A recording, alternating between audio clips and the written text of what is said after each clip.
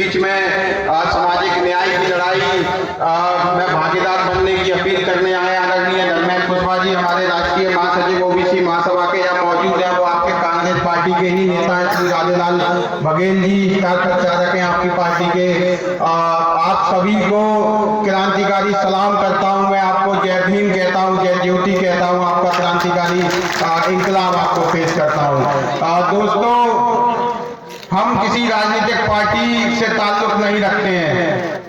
हम लोग सामाजिक मूवमेंट के लोग हैं। हमेशा से ही इस प्रदेश के अंदर, इस देश के अंदर, इस शहर के अंदर किसानों के हित की लड़ाई लड़ते हुए आए हैं, दलित पिछड़े आदिवासियों के हित की लड़ाई लड़ते हुए आए हैं।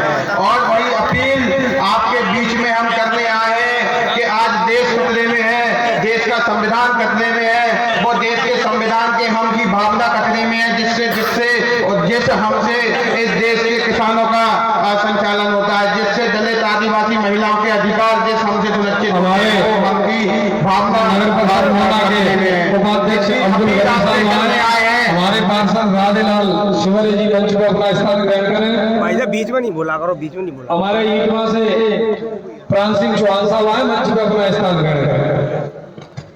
बस इतनी अपील आपसे करने आए हैं। कल भी हम दिल्ली गए थे, वहां देश के कृषि मंत्री नरेंद्र सिंह तोमर चुनाव लड़ रहे हैं। उनके खिलाफ हमने राकेश टिकैत और योगेंद्र यादव जी के मुख्य अतीत में किसानों के सम्मान में किसान महापंचायत का आयोजन करवाया था।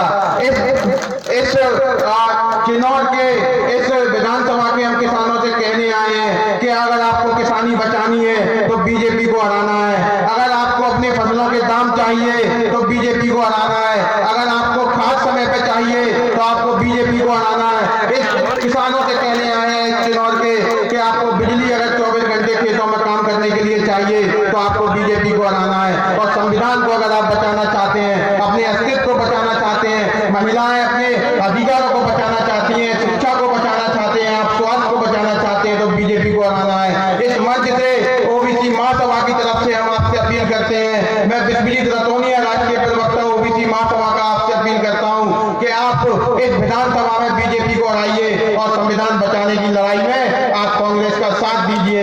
और आप और हम जब इस प्रदेश के अंदर कांग्रेस की सरकार बनेगी तो हम आप और हम मिलकर इस देश में भी बीजेपी को हराने का काम करेंगे और संविधान बचाने का काम करेंगे। इसी के साथ मैं अपनी बात समाप्त करता हूं। बहुत बहुत धन्यवाद, बहुत बहुत शुक्रिया। आपको एक बार पुनः जय भीम कहता हूं और आपसे अपील करता हूं कि बीजेपी को हराने में जुट जाइए। बीजेपी अगर हारेगी तो हमारे अधिकार सुरक्षित होंगे, हमारा संविधान सुरक्षित होगा, महिलाएं सम्मान की जिंदगी जिएंगी, बच्चों की शिक्षा होगी, हमारा स्वास्थ्य होगा, सब कुछ होगा, किसानी हमारी बचेगी। बहुत बहुत धन्यवाद, बहुत बहुत शुक्रिया।